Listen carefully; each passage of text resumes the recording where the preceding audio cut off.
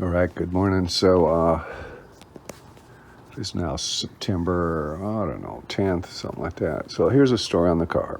It's my son's car. So it overheated pretty badly again. This car has a habit of overheating during the summertime. It seems to be September. I don't know why, but he's at work. Temperatures here were about over 100 degrees, maybe 103. And I try to get the backstory, what exactly happened and what were you doing? And it's hard getting information out of him because he doesn't, he just gets angry. Like, I'm just driving the car. Why is it doing this? So, he's at work, and I guess he probably went to go get his food, drive through, comes back to work, and he likes to eat his lunch in his car and take his break in his car and get away from the shop. And he's sitting there with the engine running, 103, AC on, full blast, and the temperature gauge starts going up, and then he shuts the car off. And several hours later, he goes to drive home, and halfway home, temperature gauge gets almost up to the red mark. He turns the heater on, hears all kinds of noises coming from behind the dash, which is air in the system going through the heater core. That's what he was hearing. And he got home here and shut the car off. And I was looking, and I didn't see any, coolant or anything dripping on the ground, except for right there where there's the expansion tank, overflow tank, and it was dripping from that. It wasn't streaming. I looked in the coolant tank. It was empty. Okay, so I let it cool off a little bit. I put about 1.5 of this container here of just water, filled it up and stuff, and started it up, and it sucked all that stuff in there and emptied the tank again. So it was pretty much out of coolant. And then you'll see in the video, I looked at the hose, and the hose was collapsed, the upper radiator hose.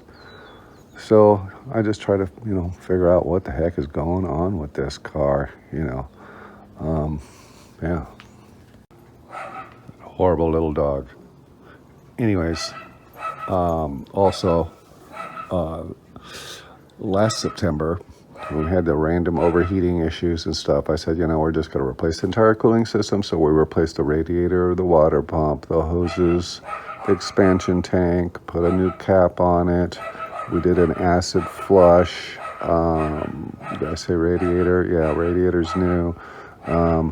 I tested the cooling fans in the front. Oh, fan clutch also, we replaced that. I tested the cooling fans in the front.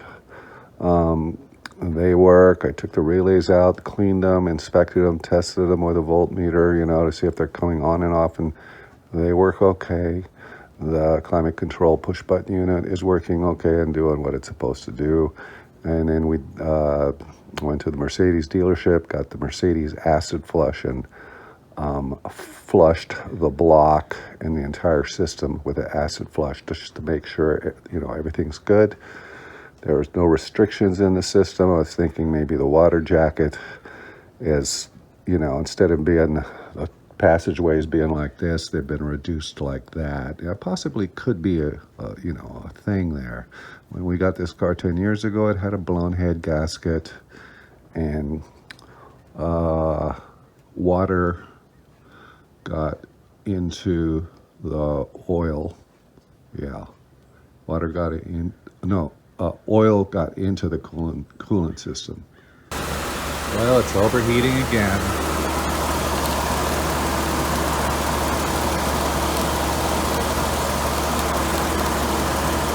What the hell is going on with it now? Fans are coming on. Low speed. Oh, wait a minute. I don't get it. This car's trying to kill me.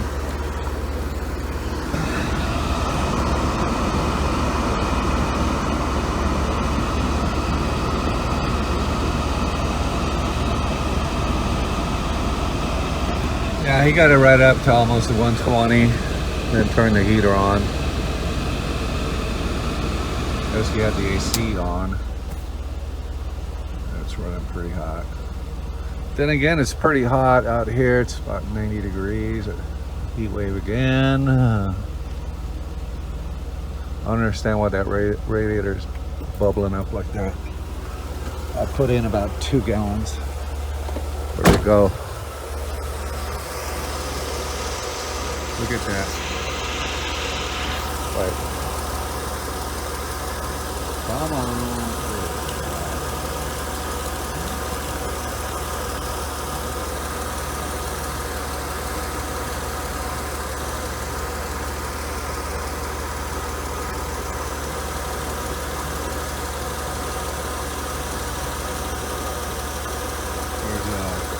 There's like air getting into the system somehow. Air getting into the system. Trapped air. Okay, I'm gonna shut it down.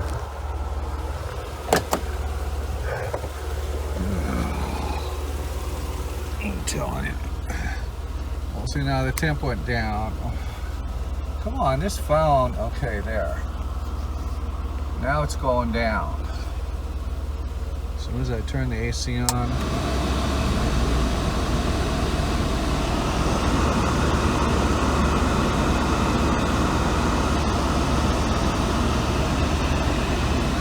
How did air get into the system?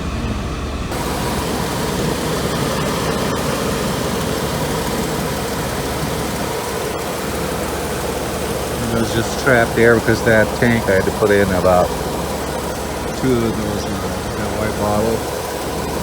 So there's an overflow tank. So it probably went into the overflow tank. Now it's not bubbling anymore. So air probably got into the system when I filled it up, pushed some air into it. Fans are spinning, both spinning. Levels going down.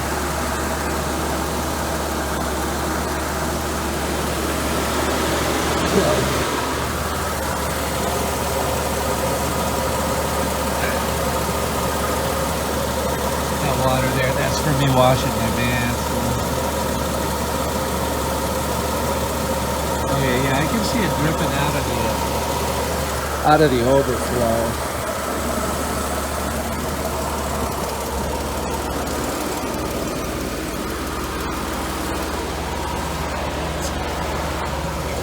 Right.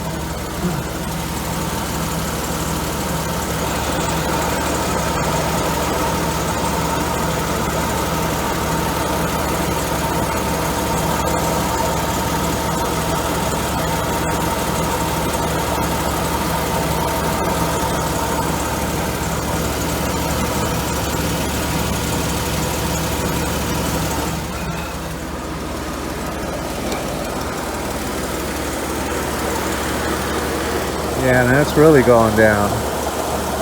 So, I hope he didn't blow it, guys. Good. I tell you, this kid has got the worst luck.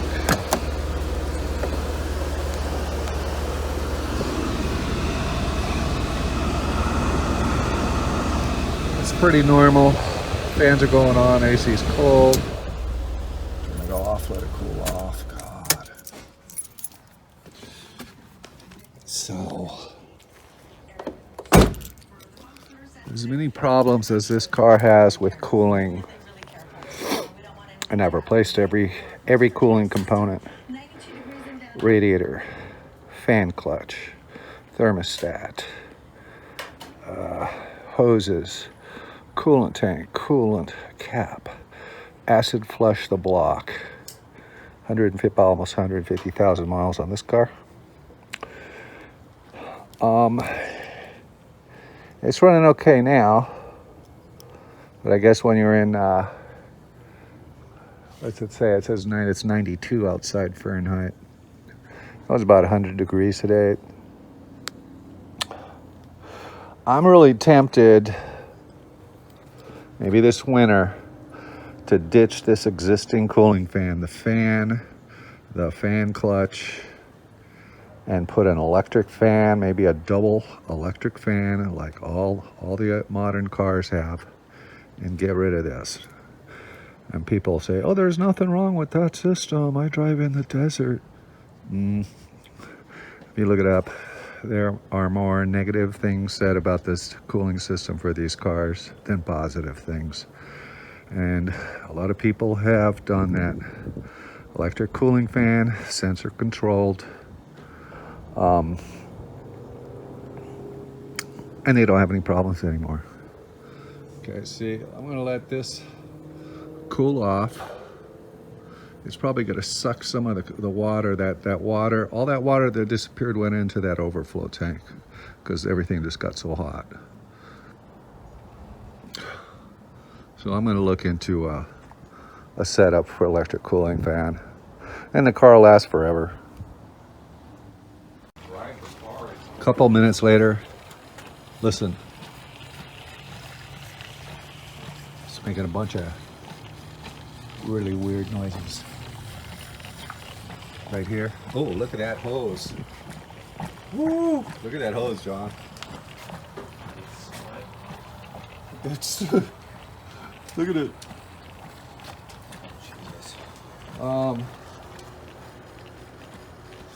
I don't know, maybe that thermostat might be closed. Let's check that thermostat. I'm standing You're 10 feet away from the spot. He doesn't want to have anything to do with this car. Yeah, maybe that thermostat went on us. It'd be just my luck. And all the parts I buy, they all fail. I guess you just got to go to the dealer and get good parts. From now on, John, you're paying dealer prices. Look at that hose.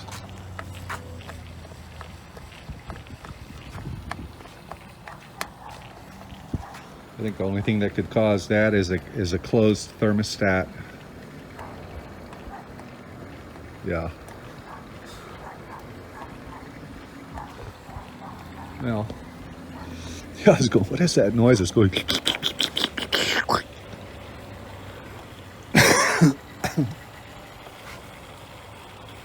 If I open that up, it'll relieve that pressure. So I'll take video of it. The mountain procedures all I really don't even want to touch it now when it's that hot.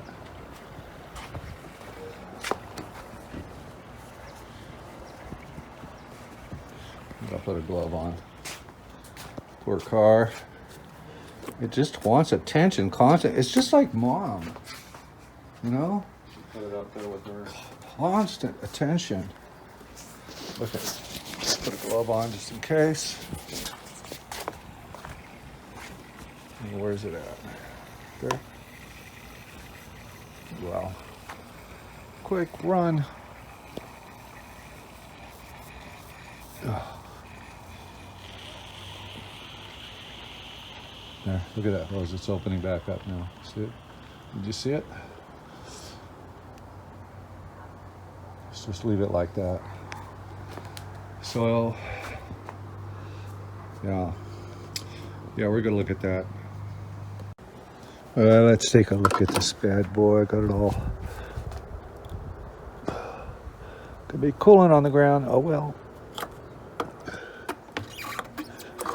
It looks open now, doesn't it?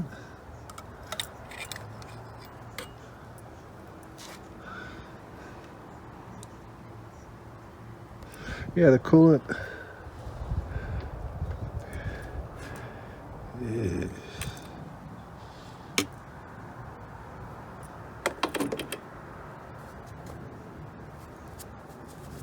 Huh.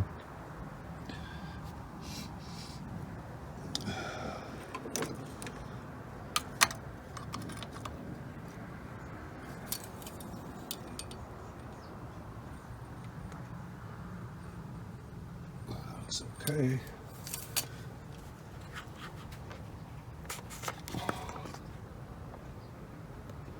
Looks okay. Well,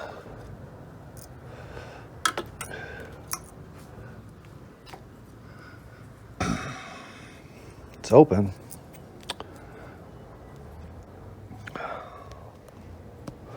I'm gonna have to do some research. This is a 75C.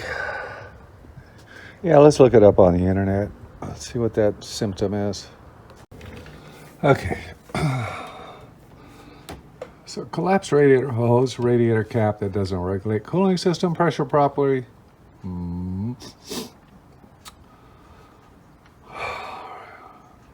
What fault component that causes radiator top hose to collapse? Radiator cap is not working properly and causes radiator hose to collapse. To check if the radiator cap is faulty, remove the cap and inspect it for cracks or damage. If you find any damage, you will need to replace it. Okay, so radiator cap. See how that's off to one side? I think you need a new radiator cap. Let's see if you have one. God.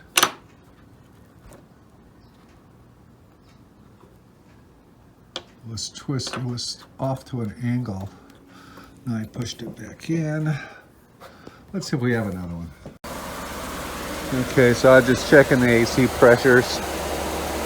I don't think they're very good. Fans are coming on, but if you're sitting in your car idling with the AC on and you don't have enough freon in that system, the car's going to overheat.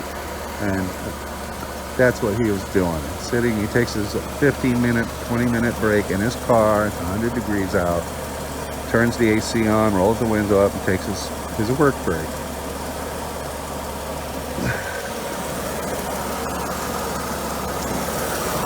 So if you look down the sight glass,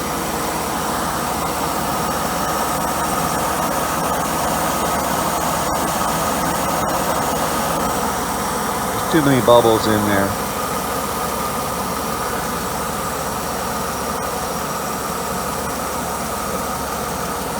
And you have these pressure switches on here. There's 1, 2 on your receiver dryer. And those are what senses the pressure, and all that tells these fans to come on. You know, they're coming on, but they're probably not staying on.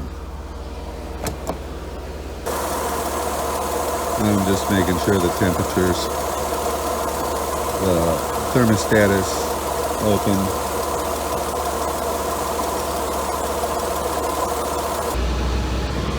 Okay, so I gave it a can of Freon.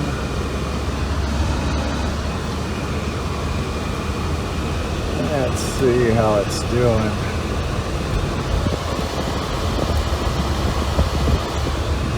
So I'm in the 40s. I have to really drive it around and test it.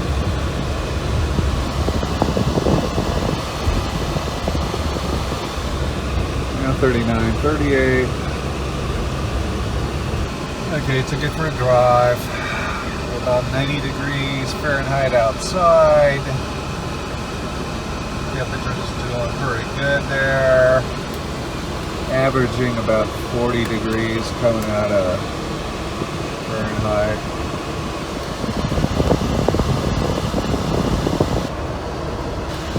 Find a good spot in there to try to get it on the evaporator. That's fine there.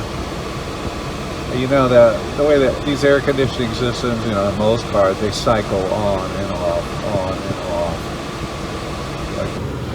All right, I'm gonna head off to the dealer, Fletcher Jones.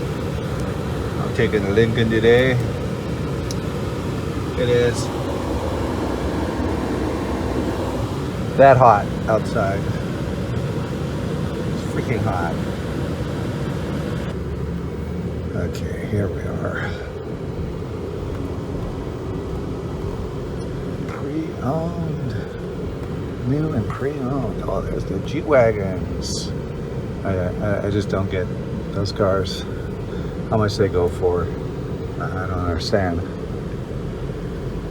Wow, look at all those cars baking out in the sun. That's Parker right here.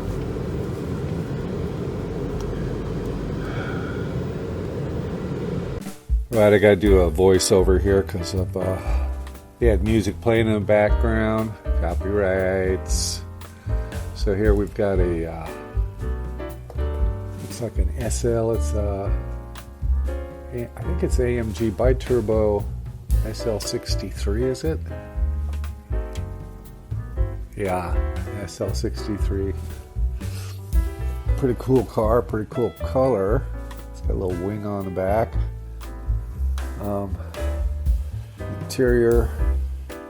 For some reason, that screen looks like my wife's Android tablet sitting in the dashboard there.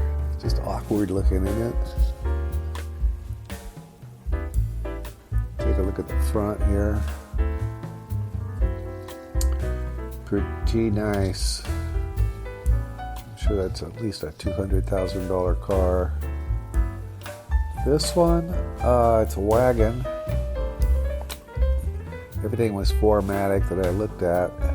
Price on it, I think it's $185,000. That's pretty reasonable, don't you think, for a Mercedes wagon? Every car seems to have a battery tender. I guess they just suck the batteries dry, everything, drawing stuff. The top of the line G-Wagon. That thing is a truck. Now that one is cool. I don't know, some of the other ones, I don't know. Yeah, $300,000. I was talking to the parts guy while I'm filming this. I said, who in America drives these things in the dirt and gets them dirty? You know? So the people in Europe, there's a club there, they actually take them out in the dirt. What a beast. Let's take the station wagon. It's only $185,000, $300,000. Come on. God. Man, it had every accessory on that thing. And it was high. I told him it needed bigger tires.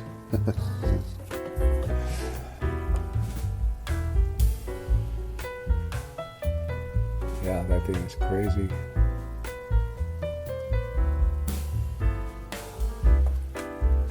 Take a closer look after I paid for my caps, big $16. Liberty and the suits are coming up. Can I help you, sir? Can I help you find a car today? I said, no, I just came for a radiator cap. Inside, outside, check this thing out. And it's like a Tonkin truck, 4x4x2. And it is a G63. And that right there is, let's see, okay, that's another G-Wagon, and that's it's an electric car.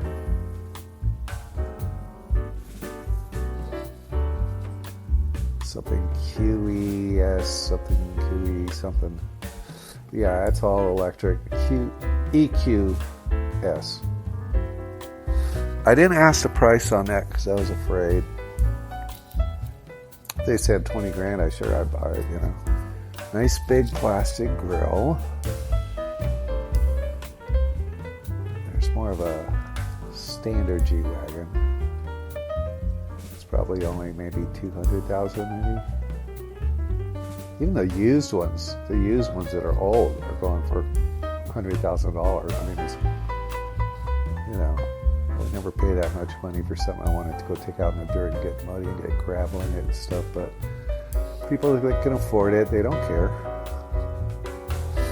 An S580 4MATIC. I just saw a YouTube video on one of these yesterday. apparently they don't write as good as the old ones. And it's got my wife's Android tablet stuck to the dash. It was 103 outside, and these guys are walking around in suits and tie, the salespeople. I feel sorry for them. You have to be out there to, you know, they're out there standing when you pull up. You know, and another guy came up to me and asked me, which car would you like to buy today, sir? I said, all of them. Well, wait a minute, my garage isn't big enough. See, they got to wear full suits. That's everything is. It seemed like everything I looked at had AMG stickers on them. Just a whole row of electric cars right there. Just battery. So they told me, the parts guy told me they did a battery replacement on one of these. And the cost, it had a factory defect in the battery, one of the battery cells, and the cost was $40,000. So I used Tesla and I'd have to buy a battery for it. That's only $20,000, man. What a deal. Why are things so expensive?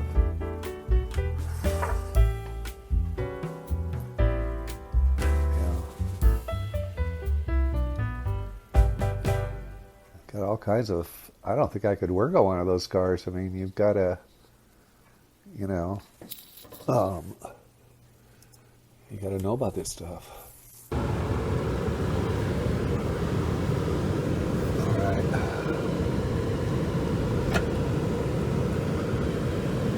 Well, everybody's real nice in there. I feel real sorry for the salesmen that have to be outside in a full suit. And that's Mercedes-Benz of Temecula.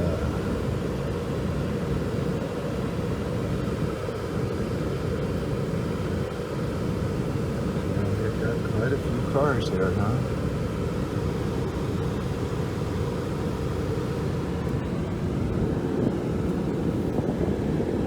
Gee, I like those blue ones.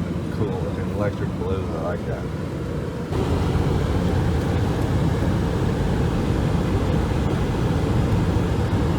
Why would you put shiny green stripe on your truck? Why?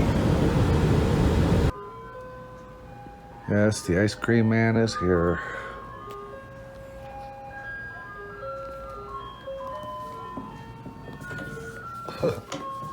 So I got the cap. This is the new cap. This is the aftermarket cap.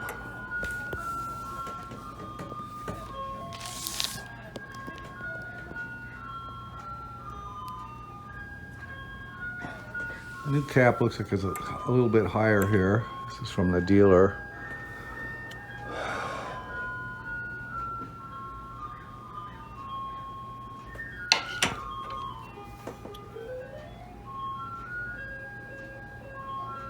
I hope that music isn't copyright. It's pretty exactly the same. I put some pliers on here. I was like testing the, you see this center part kind of moves around when you compress the spring. The new one does the same thing. I don't know if this cap is the cause of it or not.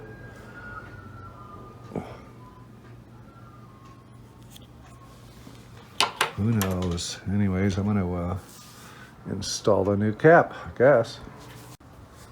All right.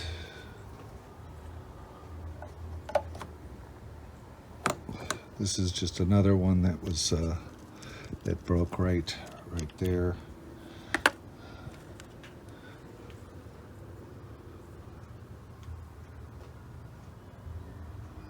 Looking at the coolant. The level looks okay.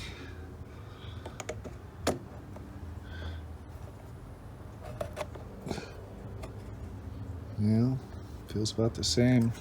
I don't know. See what happens. I mean, he severely overheated it. I don't know if it was just the car just couldn't take idling for 15 minutes in 100-degree weather with the AC on full blast. and the thing just overheated so much it released the pressure. That spring went up, and then it went into the overflow tank from here. That goes to a tank down there behind the fender because it was dripping out of there, so that thing was full. That's where all the coolant went. That's why you don't see any coolant. I didn't see any coolant sprayed all over the place like that. The old system was tight. There's no leaks here. Anyways, for now, that's all I can do. I'm gonna do a little more work on the car. I got for some reason the sunroof stopped working. Where there's a key to this thing.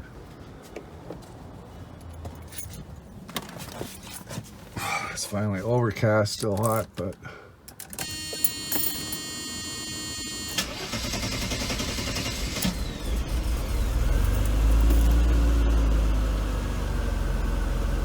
yeah, let's see this thing. Nothing. I guess I gotta take the trunk apart. Yeah. Take it apart again. Okay, so I was thinking maybe these grounds.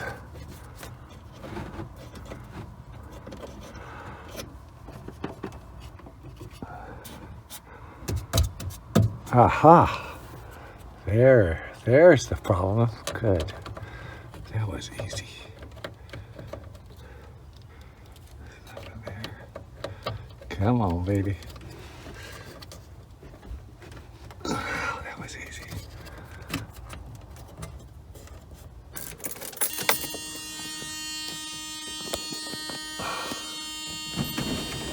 All right.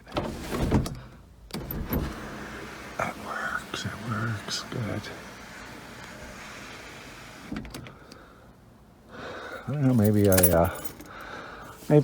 I probably disconnected that. I don't know.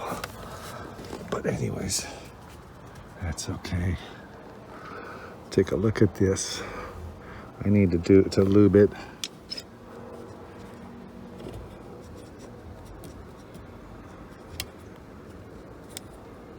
Everything needs to be lubed. All this is plastic, and it's not real good. It's hard to lube these things. You got to take it all apart to really get all the arms and everything working, but